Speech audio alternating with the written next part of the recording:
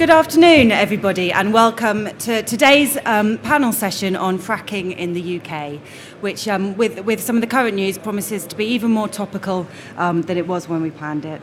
My name's Ellen Bennett. I'm the editor of Utility Week, and I'll be chairing today's debate. There can be no doubt that fracking is one of the most contentious issues facing the energy market, with polarised views not only on the potential of unconventional gas here in the UK, but also on how to extract that gas and indeed whether to in the first place. Our guests today, I think we can fairly say, represent a real range of views on this topic, and I'm delighted to welcome our panellists: Oliver Harwood, partner in RH&RW Clutton, Dr. Douglas Parr from Greenpeace, Neil Dhot from Water UK, and Ken Cronin of the UK Offshore Operators Group. Onshore Operators Group. I'm going to start by asking each of the panellists just to briefly outline a couple of thoughts for us, summarising what they see as the threats and opportunities arising from fracking in the UK. Oliver, can I start with you? Yeah, sure. Well, I should start by saying, I'm not a scientist, I'm not a policymaker, I'm a practical land manager. I manage the Balcombe estate amongst other landed estates, and last year we had a certain amount of controversy when my client granted a lease to Quadrilla Resources for exploration of an oil site at Balcombe. I then spent a considerable amount of time researching the issue, because it seemed to me I couldn't properly advise my client without knowing what this is about. And I came away with a very comforted client.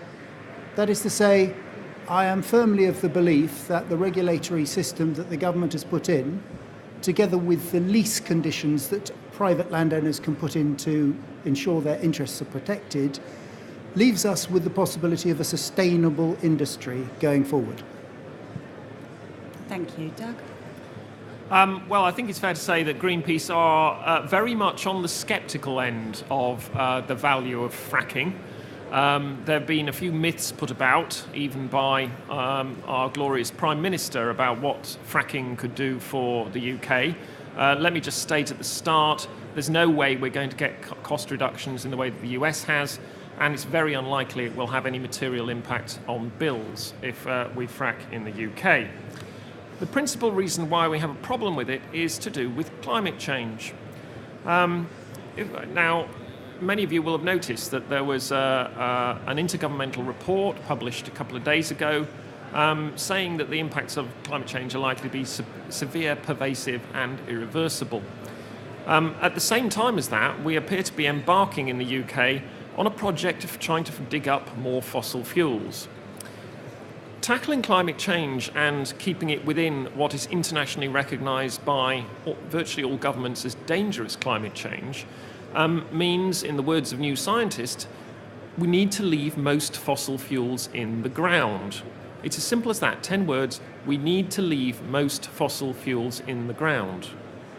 The International Energy Agency point out that to keep within that 2-degree threshold, half of oil and gas needs to stay in the ground by 2050.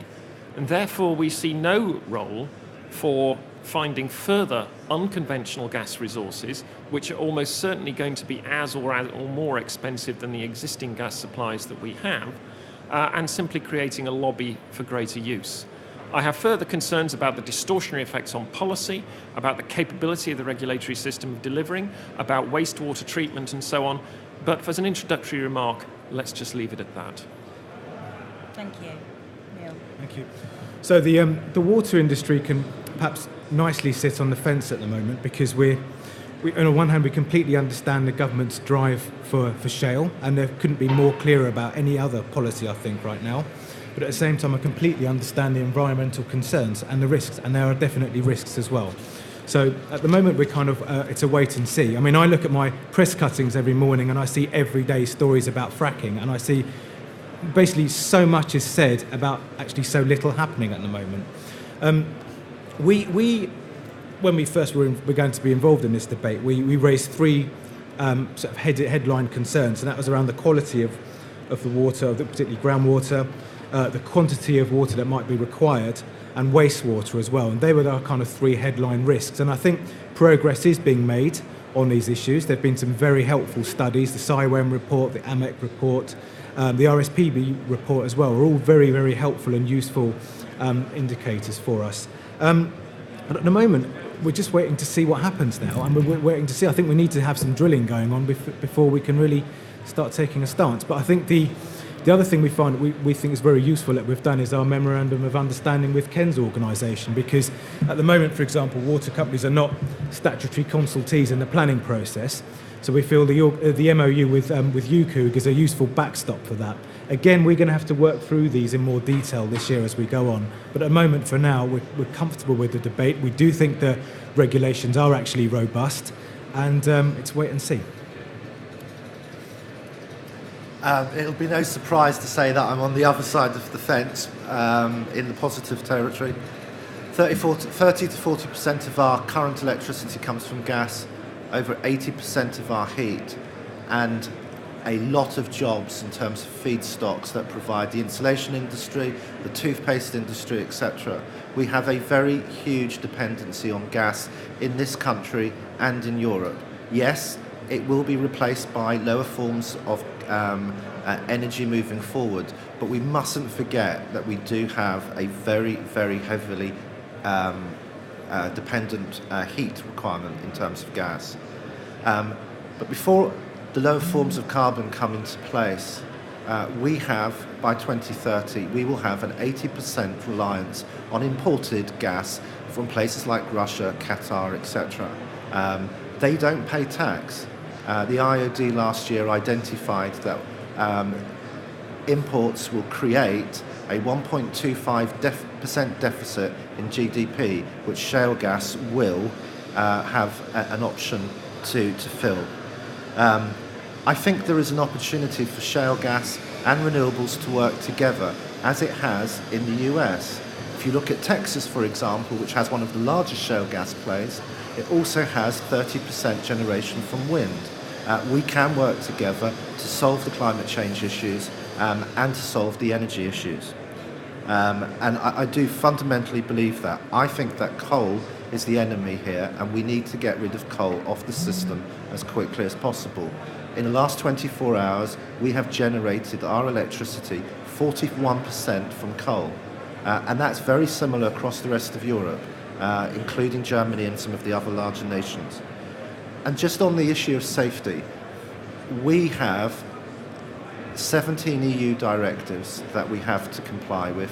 We have to get up to 9 environmental permits. We have 4 regulators. We have 5 different consultation processes as a part of that environmentally regulated process. So we think it's a very heavily regulated industry, and it's safe and it's environmentally sensitive. Thanks, Ken. Okay, let's start by establishing the size of the prize. How much gas is down there? Ken, I'm going to ask your view on that first. BGS came out of a study last year which looked at the Bowland, which is in the northwest going into the East Midlands into Yorkshire. That had 1,300 trillion cubic feet of gas. There are further studies going on at the moment to look at the south, the Weald Basin, and also in Scotland. Just to put that 1,300 into context, we currently consume in the UK 3 TCF. That 1,300 will not all be recoverable. We're seeing recovery rates in the US, for example, of between 10 and 30%. And we need to do the exploration work over the course of the next 2 to 3 years to understand what the recovery rates will be in the UK. No shale is the same. Doug, that's a lot of gas down there. Surely it's worth us finding out what we could do with it. I mean, I think the US EIA suggests that the recovery rate in the UK is probably more like 4%. But, you know, remember that we're talking about the energy system. I'm not disputing that there's a lot of gas down there, by the way. I mean, there is. But we can't get away from the fact that if cost was no object, we could go fully renewable virtually overnight. I mean, so you've got to come back to how much is this going to cost? And is it viable from a cost point of view? Now, the studies that have looked at this, whether it's IEA, Bloomberg, Ernst & Young, etc., none of them think that the costs of production of shale gas are going to be below the costs of current wholesale gas. So, there is a cost dynamic to all this that determines whether this amount of gas that is down there is viable or not. And the assumption that just because it's technically extractable, just like the amount of wind that it is technically possible to build, is not really the kind of operational parameter that we need to be thinking about. We need to be thinking about at what cost it would be extracted. And as I say, the ones who have looked at that say it's not going to be cheap. And when you talk about cost there, you're talking about financial cost, but you're also coming at this from an environmental cost. Absolutely, yeah. That's before we start adding on carbon taxes and so on. And I come back to my original point, which is that if we're going to tackle climate change, fossil fuels have got to be left in the ground. And, I'm with Ken on coal. I sometimes joke that, I'm doing more to support the gas industry than they are, because what Greenpeace has been doing is trying to push amendments through the energy bill and now taking other approaches to try and drive coal off the system, because, as Ken rightly said, 40% of our electricity generation is coming from coal. That's killing about 1,600 people a year. You'll know there's air pollution out there that's problematic today. Coal is contributing to that. So I'm absolutely on side with that idea, and the idea that we need to have gas as an interim solution to all that. So it's not about the UK's transitional energy policy. The problem I have is that it is producing more gas than we can afford to burn. It's not necessarily burning it cheaply, and it is producing it, and it's happening in such a way that it's having a corrosive impact on energy policy in the UK. Look at the House of Lords report that will probably be reporting next week. One of their questions in the inquiry is, how should we adjust our electricity generation because of the shale gas boom, or words to that effect? They were actually saying we should change our electricity generation portfolio on the basis of something that may never happen. Well, how bonkers is that? And yet that's the stage we've got to in thinking about shale gas and the kind of over-the-top prioritisation that Cameron, Osborne and other people at the top of government seem to be giving to it. And they've really made up their mind, haven't they? I want to cut in there. I really do. You and I have shared platforms and fought together for better support for renewables. Yes. And, I have been delighted that government has, come round to supporting renewables, even though they keep mucking about with the system. Too right. But we live in a country where 83% of all of our energy needs are met from fossil fuels. Yeah. And we're not in any way going to move to 100% renewables overnight. It's just not feasibly going to happen. The view that my client takes, or one of my clients takes, because he's the chap at Bolcom, and many people who are trying to take a sensible view of this say, is that we have to use all the buttons that we've got in order to help meet the targets that the IPCC has set for us.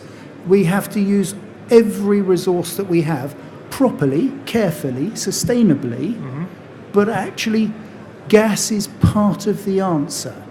Personally, I prefer new gas from anaerobic digestion, but fossil gas is way, way cleaner than other forms of fossil fuel energy. I don't disagree with any of that. I'm completely au fait or happy with the idea of gas being a transitional part of the energy transition that we need to make. But I come back to the point that, first, one of the things we haven't touched on so far is the timescale of a substantial shale gas production to, if it happens, to or when it's going to kick in. Now, there are various studies out there, but none of them say this is going to happen before, say, mid-2020. So we're talking about something that's some way in the future when I hope and assume, and according to the Climate Change Act, we should have a substantially different energy system to the one that we've currently got. And therefore, we do need to worry about lock-in of new infrastructure, whether it's heating or power. We do have to think about what the circumstances are going to be on the international gas markets, and that we are in an international gas market, and therefore this shale gas is going to be at the international gas price that we pay, and we might find it's cheaper to get it elsewhere, and if we've reduced our demand substantially, then actually we will still be having substantial supplies available from Norway and so on. So, as I say, I come back, I'm not saying that gas is not going to play a substantial role in our power system over the next decade and more. I'm not arguing that we won't be using it for heating, but I do question whether unconventional gas like shale gas can or should be playing a substantial role in that transition, given the parameters that I laid out at the start about tackling climate change effectively and how much has got to be left in the ground. I'd like to sort of comment on this. I think where we need to understand is that Norway is not going to come to our rescue. By 2030, 80% of our gas in any forecast in this country, and very similar in Europe, is going to come from outside the UK and outside Europe. And most of it is going to come from Russia and Qatar. Transmission via pipeline and transmission via LNG has a massive impact compared to indigenous sources of gas when it comes to the environmental side. And a number of studies in Europe and outside have shown that. And we also need to understand that 30 million people in this country have a gas boiler. That's not going to change overnight. Most of the businesses that produce our food, etc., have gas boilers. That's not going to change overnight. What we need is to manage our own destiny in this and to make our own decisions. And part of that process, as the US have shown, is having indigenous sources of energy. If we lose the North Sea and replace it with Qatari gas or Russian gas, we have an economic and security and an environmental consequence to that. Could it be said that these arguments are to some extent academic, because it seems pretty clear and increasingly clear that the government has made up its mind that we're on a dash for gas and we're going to be going for fracking? Well, that's I can come back to this. That's not new. In the context of the legislation that binds people who own the land on top of mineral resources, this goes back to the 1934 Petroleum Act, when the government nationalised all fossil fuel minerals in the national interest.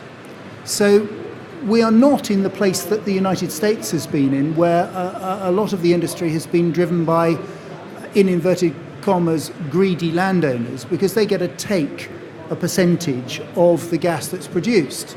In the United Kingdom, that is not going to happen, because we already own it. As taxpayers, we already own this gas.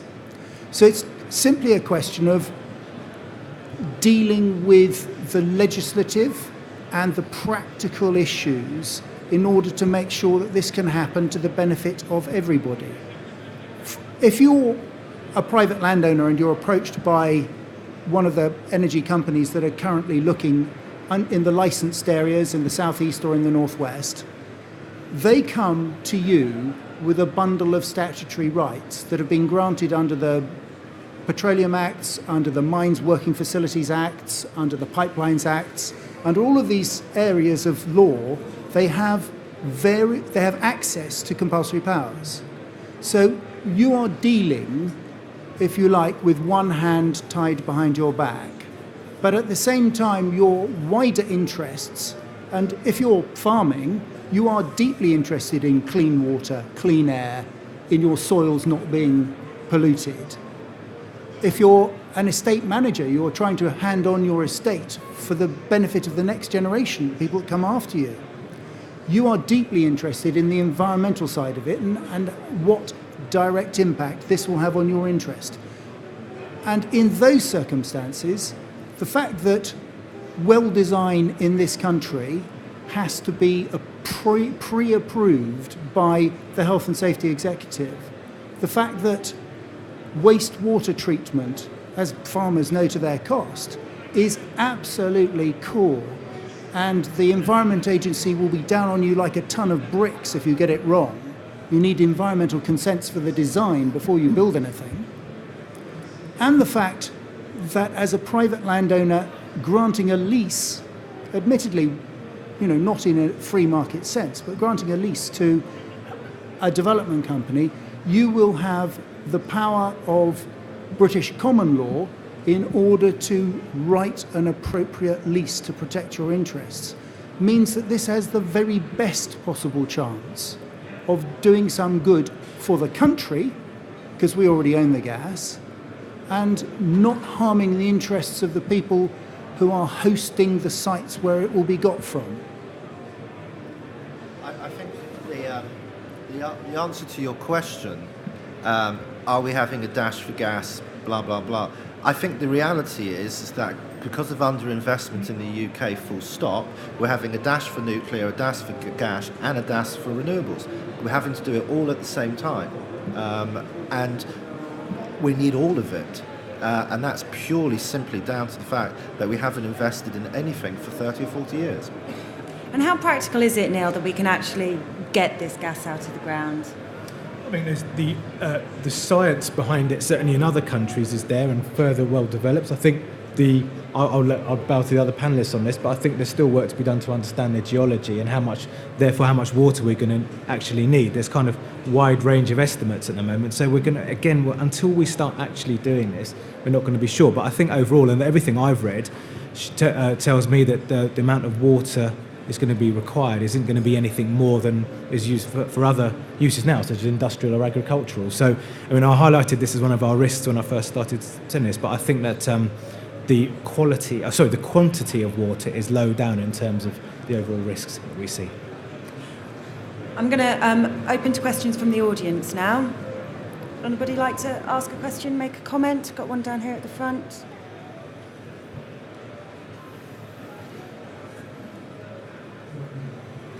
Hi, my name is Chris Pomfret. I come from Oxford, run Community Buying Unlimited. Hello, Ellen. How are you? I'm good, thanks. Good. Thank you very much. It's very interesting. Just because things come from America doesn't mean necessarily they're always good things. Friends is a pretty good TV show, but there's a lot of rubbish that comes this way. They now actually use European cars mainly over there for a reason. I find this just deeply worrying. I personally think this feels like the lazy option. Might not be to those who've got to go and do the drilling, etc. But the externalities. Have we really thought about the externalised cost of the massive social unrest that might be occurred by this? The extraordinary amount of water that's going to end up contaminated that wasn't contaminated to do this. We're not very good at managing the water on our island. We've shown that in the last 3 months of the ridiculous floods, etc. Do we actually really know the end game? And have the fields in America got anywhere near peaking yet? Because I've heard that a number of them have already. Isn't that deeply worrying? Sure. Well, first of all, the American fields haven't peaked. There have been a number of fairly significant upgrades in the Marcellus and the Barnett over the course of the last few weeks and months. The amount of water we use is tiny in comparison with other industries. And we won't be creating a massive wastewater problem. It will be treated according to the regulations, and we're working with the water companies on that through our MOU. I personally think that we have a very good track record in this country. Don't forget, we've been drilling onshore for the last 100 years. We currently have 300 operating wells, 120 operational sites with very, very little issues. People don't even know we exist, but we actually onshore produce about 1% of the hydrocarbons used in this country. And we have a very, very good track record. And we have a much better track record and a much better regulatory system than anywhere else in the world for onshore drilling. Well, if I could add a rejoinder to that, though. Firstly, I'm not convinced about the ability to treat wastewater. The volumes associated with each well, I think from memory, about 2 million gallons. We can't use the US option easily over here of re-injecting it. It needs treating, and if it was so straightforward, you wonder why Quadrilla had to tip their wastewater into the Manchester Ship Canal. And the Environment Agency were not happy with that approach, not surprisingly, because wastewater contains, well, in that instance, lead, magnesium, naturally occurring radioactivity, which I'm not convinced we have a good way of dealing with if this were to go to any volume. So that's one issue. The next issue is that one of the chief environmental regulators is going to be the Environment Agency. Now, I know people at the Environment Agency, and fine people they are too. Nonetheless, they're being sacked in large numbers, and one has to ask whether an agency that has been pilloried by certain members of the political establishment, and some of those who've made no secret of the fact they want to sweep away regulation that's going to get in the way of fracking, is going to be in a position to take a hardish line on where they think infractions might be taking place. It's all very well writing regulations. You've got to actually deliver them on the ground. And Doug, I can help with that, though. Go on, Doug. then. I mean, seriously, I can help with that because at Bolcombe, and I don't know about what Credilla did on the Manchester Ship Canal because that's outside my region, but at Bolcombe, the Environment Agency have worked very closely with Quadrilla with sufficient staffing resources and have ensured that the licence that Quadrilla have there includes every protection that I and the other advisors to the Bolcombe estate could see would protect the estate for the future. So we have off-site monitoring of every watercourse within a couple of miles radius. Mm-hmm. We have underground monitoring of water of the waterbed under the estate. We have clear indications about what kind of design parameters are going to be required should the licence actually go as far as development. At the moment, they're in the exploration stage. So, we know that these things can work on the ground. Yes, of course, you can be worried that the government's cutting the Environment Agency budget, but the government needs to cut all its budgets. We are well deep in debt in this country. I know. Neil, do you want to come in there? I was going to say, I just want to back up points that you both made. First of all, I think there are big question marks actually about handling of wastewater on sites, and I think that's one of the areas we do need to focus on very strongly. And you also made the point about monitoring, and I think that's key here, because one of the things that this whole debate suffers is the lack of public sort of legitimacy and acceptability, and I think the data monitoring is absolutely crucial. And as soon as we start that, then someone's going to win the argument either way, I think. Well, I can tell you what doesn't help the argument is that when we have, upwards of a couple of hundred protesters and they sneak off in the night and pour green dye into a local stream. I mean, okay, we're short of time, so I'm going to take a couple more questions because we've just got a few minutes left. There was a question down here at the front.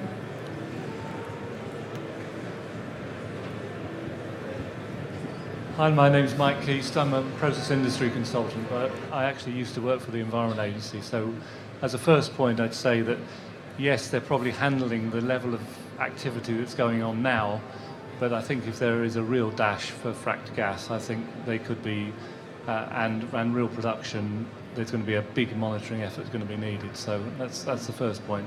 And that's probably more than they've got the resources to do. The second point I was going to make was one about this comment about onshore oil.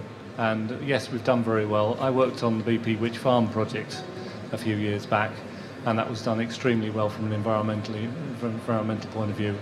However, I think fracking is a different nature of activity, and it's actually the pressure. You line a well, and it's actually the pressure and the pulsations that are being applied, which might be the cause of risk. What does the panel say about that? Well, let me start. I think, first of all, of the 2,000 wells we've drilled in this country, 10% have been hydraulically fractured, albeit the hydraulic fracturing we will need to do for shale, because it's deeper, has higher pressure and more water. The number of high volume hydraulic fracturing fractures that have been done around the world is over 2 million. They're done every day in the North Sea. And so there is a lot of data out there and a lot of understanding. The key to all of this is well integrity. And we have by far the most strictest guidelines in the world in terms of well integrity and how we design the well. It has to be approved by the Health and Safety Executive, and then there is a separate independent study done by an independent well examiner as well. And with respect to the post-drilling, there's a lot of testing, etc., of the cement bonds, of the steel casing, etc. So it's very, very highly regulated. Panellists, we're running out of time. Any more brief comments in answer to that question? Well, only briefly to say that, the refined study that was done by Durham University, released quite recently, does show there's a highly variable amount of effectiveness over maintenance of well integrity. Clearly it can be done, there's no doubt about that. But then there was a lot of confidence about the ability to drill for deep water oil in the Gulf of Mexico before Deepwater Horizon. So again, what is actually said and what is expected and what is hoped for can be different from the reality. Yes, Doug, absolutely, but we regulate better than the Yanks do. Discuss. I'm going to take one final question. Sorry, that's all we've got time for. Hello. I live in Sheffield, and a few miles west of me, coal used to outcrop, and it dips quite steeply down to Doncaster, but it's much deeper, and the latest few remaining mines are south of there. Where this coal is shale, and where the shallower workings had the worst effect of subsidence, could you please avoid drilling anywhere near me, and much nearer Doncaster? Subsidence. Yeah, I think the reality is that shale gas drilling takes place at 5,000-6,000 feet below the ground, and there will be no subsidence issues. I had to look at this to ensure that my clients' buildings didn't fall down holes, and on a 3,500 acre estate with a lot of buildings on it, I wanted to be sure. The answer is that the coal mining industry digs enormous holes, leaving voids. The oil industry, in the context of fracking, leaves the holes are so small that they have to leave sand in them to keep them open. And the likelihood that there will be any kind of void created that could lead to subsidence is infinitesimally small, such that the estate insurers said that they would just cover it under normal risks. They weren't bothered by this at all. I'm going to have to wrap things up now. I don't think there's much chance of us reaching consensus on the panel. So instead of that, I'm going to give each of our panellists the opportunity just to leave us with a brief closing thought. Ken, starting with you. I think there is a lot of industries out there that suffer from myths, lack of data, political agendas, etc., and that goes for renewables, climate change, hydraulic fracturing, onshore and offshore wind. What we need is to ensure that we have a debate that isn't polarised, and that's why I'm here today. On behalf of the water companies, I suppose whether we like it or not, we're seen by the public as the custodians and the guardians of our water supply, and that's what we're here to do, and we'll make sure at all costs public health is protected. Well, I'm not going to repeat my previous points about climate change and so on. If security was really such a great driver, I'm sure we wouldn't be faffing around with biogas in the way we seem to have been in the past couple of years, and actually make sure that could make a contribution as well. What I find is that that's not happening. So I find it difficult to believe that this is not more to do with the particular companies who are involved in driving the fracking agenda than anything that really flows from policy. My final comment is that if you are interested in this subject, please go to the Royal Society for Arts and Manufactures website, RSA, and look up the report that they wrote jointly with the Institution of Mechanical Engineers 2 years ago. It's a 2012 report on the costs and risks of fracking, and it is a literature review which actually deals in the evidence. Thank you. Please join me in thanking the panellists.